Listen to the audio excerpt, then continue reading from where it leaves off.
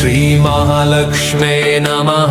ॐ गं गणपतये नमः। ॐ श्रीमहालक्ष्म्यै नमः। ॐ गं गणपतये नमः। ॐ लक्ष्मी गं शरणं पद्मे।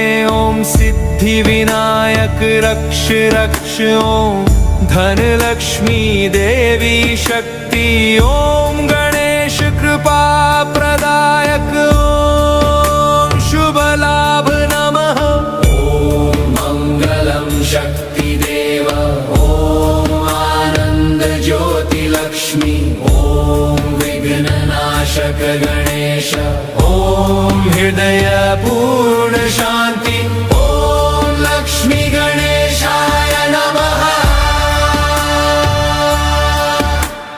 ॐ श्री महालक्ष्मी।